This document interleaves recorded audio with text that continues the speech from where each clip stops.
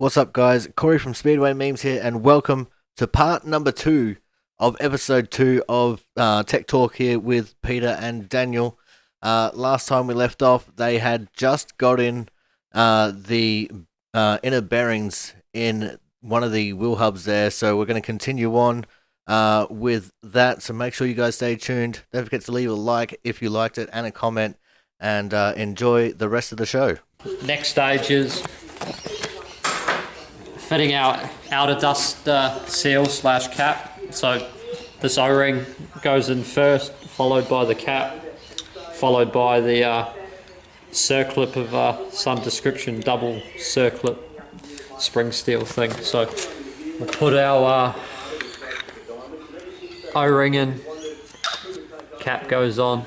This is a pretty cool spring steel, like a massive circlip. I've been subbed out. Been subbed out because Daniel Didn't want to do didn't want to do it. He had grease on his hands, so you've got to feed that in. They're a bit of a prick of a thing to get in, Oh, good job. but once you hold your mouth right, Might need a screw. they usually just flick in like that.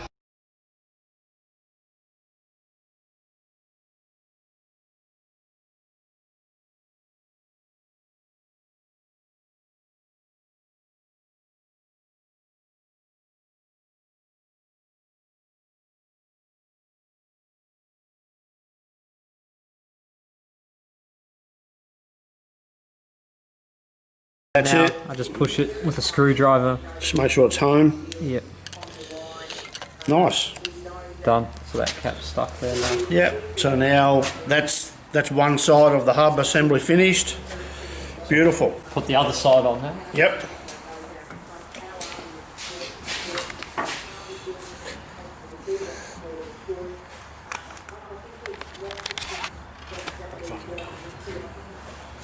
Now, is this side different anyway because it's the side that's got the brakes on it? No. No.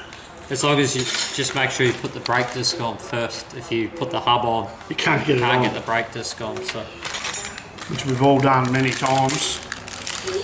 Note to self, put the disc on first.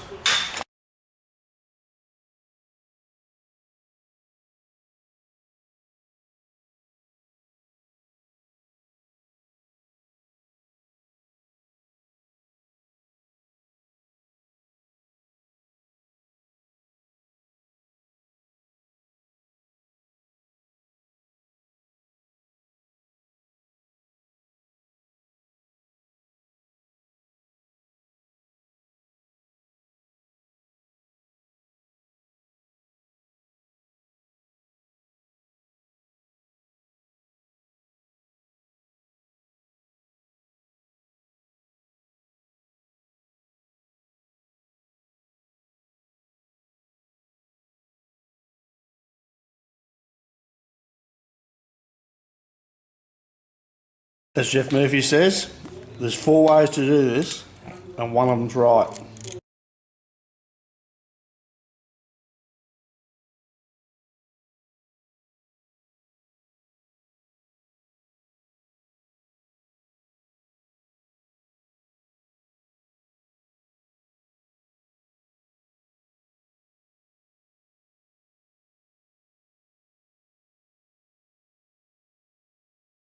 Okay, so now we're up to the next stage where we're going to fit the combo arm to the spindle. We've got the brake disc semi-fitted. I'm just holding that, and Daniel's going to fit the brake bracket. we're going to Loctite our bolts first that go through this bracket. So we can't fit anything until we This is bracket in. a bit of a painful deal here. You've got to have about 8 hands. You just roll that disc forward. Other way, that's better. Daniel's got one bolt in there. And we're just going to Nip that up. just nip that up a little bit.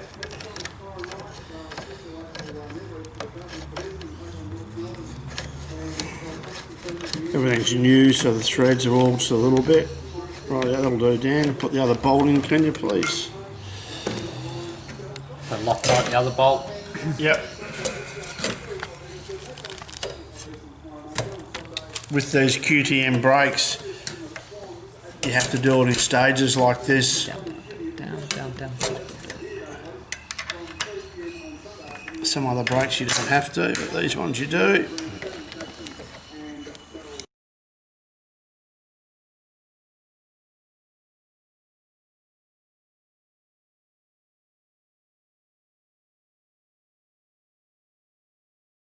Oh, tell me when. Okay. Daniel's got the combo arm tight. I can put the brake disc on. You can't see it that side of the camera. We've already put Loctite on this bolt. Loctite again. Plenty of Loctite. These are the things you don't want coming loose, of course. I'll just run that in there a little bit. It's a little bit fiddly, this sort of stuff, but obviously of the utmost importance. And once again, because it's all new. I reckon I use these ones. Those ones don't go through. Alright, so the brake disc is on, all tight. Left combo arms on. We've only got one brake on the front. As you can see on the right front, there's no brake. The reason we've got on the left is because we're turned left all the time, so when we're braking, we don't want the car to pull to the right, we want it to pull to the left, as you could be running this close to the wall, and if you're riding the brake, you want it to help you get round the corner, not drag you into the wall. So now Peter's going to put the brake caliper on.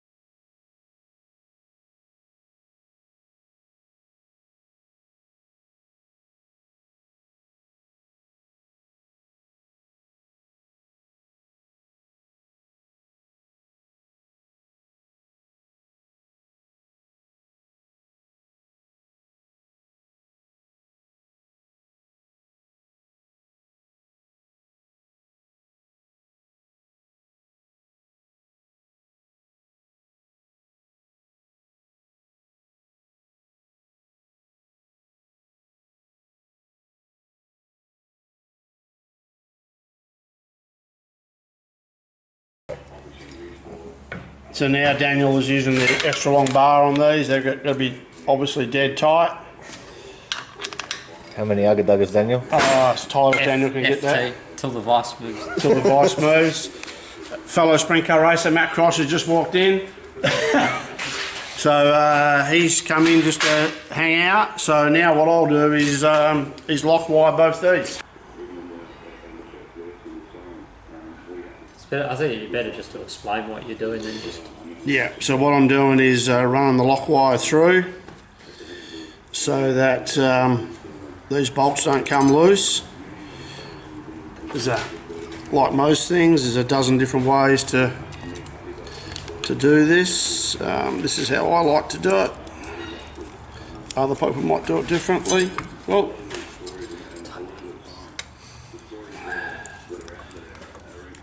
yeah. So hold that hub please down. So I like to run my wire up nice. Not too tight so you don't snap the wire. So I'm sure everyone has their own idea or theories about this sort of thing, but this has served me well over the journey. So the next part's building the tie rod. So these again come from BHR. Peter likes using these brands again. Maybe not this one, but some of the brands you need to tap it out again to be able to put your rod ends in. So I'll tap this out and then check in with you in a second.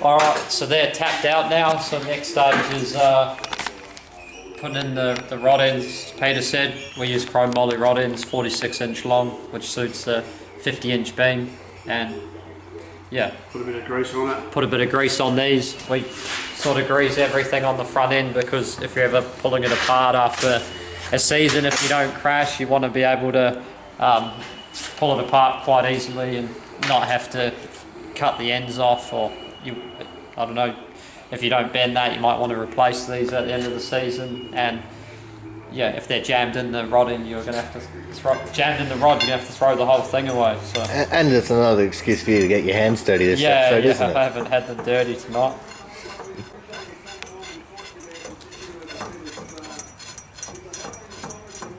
So if anyone didn't know, the little dashes on the nuts mean that it's a left-hand thread. Alright, so next stage we've got these nice bolts to go in the combo arms here.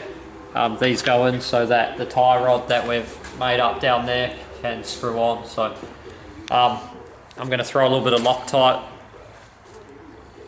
on this again because I don't want these coming loose during the season.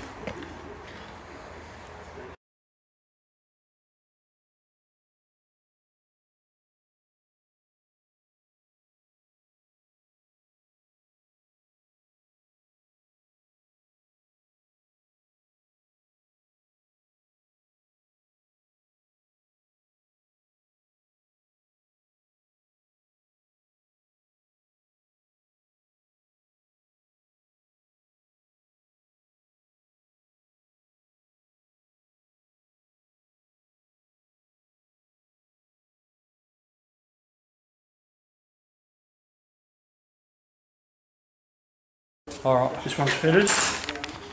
This, now we'll put our spacers. Tune back in more, that's yours. So our spacers will fit up underneath there.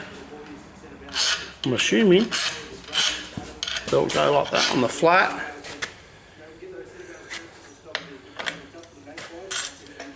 Got enough grease on my hand here.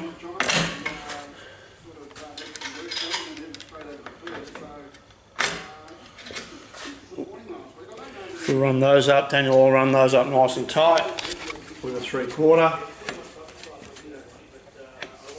We've got our toe plates here. These go on either end. So these make it very easy doing the toe in and toe out. So you can do the whole... Shouldn't have put these nuts on, should I? Probably not. So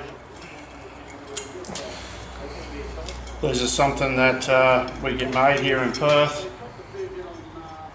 These are an ad for Sprint Car Parts Australia. We sell loads of them. So these just fit on just like that. Really only need a couple of nuts to hold those on. Just so they don't flap around like that. So they have slots in here so that I'll push this tape measure through to Daniel. And as you can see on the tape measure, it's 1/8, 1/4, 3/8, half, 5/8. Just these are gold for us sprint car guys, so that we get things pretty close. Use 2 tape measures here. So Daniel will take one and put it in the front top slot. Not the bottom? No, top slot. And then Daniel will take this other side. Just move that to Loctite, please, Dan. What's the top slot for? Don't know. They'll go in there like that. So our wheels are pretty close to being straight. So 59 on so the that's dot. 59 inches straight across, and this side is 59 and a half. So to be perfectly honest, for Daniel, I usually set the front ends up just about square, right? But as you can see, it's as simple as it is in doing your toe in and your toe out. So the front of the wheel is a tiny bit out. If you have it towing in, the cars won't drive at all. They zigzag all over the track. And an 1/8 of an inch. An 1/8 of an inch about fixes it. 3 millimeters. Yes. It's not a lot. It's not a lot. But the toe plates make it dead easy, so that you can build all your front ends in the shed, in the vise like we've been doing today, slowly. Once again, it's just nipped. So I make sure that the rod ends are even, so that you can make sure there's movement in both directions. You don't want to be doing one up hard that way and the other side up hard the other way. So that's the toe and toe out done. So we're just about at the end of the process now. We just did the toe in and toe out. I must apologise, I don't have the grease nipple fittings to go in there, but you'll get the picture. So we only have to put our brake fitting in there when we finalise the job. So these are our 2 shock mounts. So as I said before, we run 3. So we're going to put a little bit of Loctite on that, please, Daniel, if you can. These are titanium. There's a titanium. Then you get a 5/8 wrench or 11/16 wrench on that and tighten that up. We just put those in the middle because we run 7-inch shocks on the front of our car. Yep. So we want these to just be super tight, because we want to be able to just undo this nut during the season and the whole thing not come loose. So.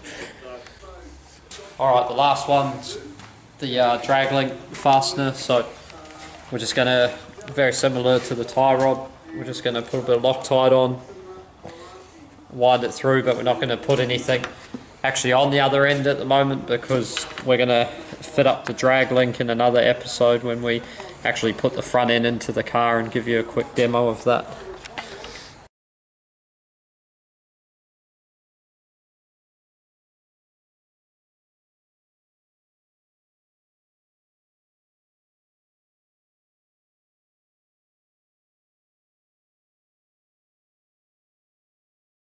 So we got our spacer, our nut, ready for when we fit our drag link on. So what we have there, people, is a new front end, using all new parts, all new nuts and bolts, new beam, and that's how we have to start when you want to run it at a reasonably high level, so that we're confident, or I'm confident, that we're not going to have a kingpin failure or spindle failure, which does happen quite often. We know the car's going to stop. Daniel can have confidence that when he goes into the first corner at the motorplex at whatever unbelievable speed they travel at, that the car's going to turn for him, and that's a good way of spending $2,500. Yeah.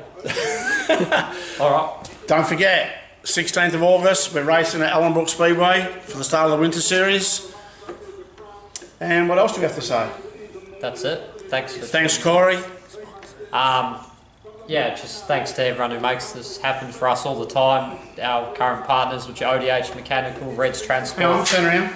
Which I'm wearing Red's Transport, wearing his hoodie. Murphy Solutions, Truck Trades WA, West Coast Smash Repair, Oakley Contractors. Oakley Contractors, Empire Graphics.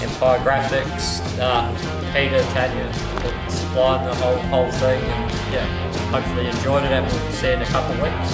Thank you. Next time we're going to Jeff Murphy's to do our shock absorbers. We're taking the shocks off this car, and we're going to take them down to Jeff's, and we're going to dyno them, and we'll do the same thing in 2 weeks' time. We'll test our shocks on the dyno.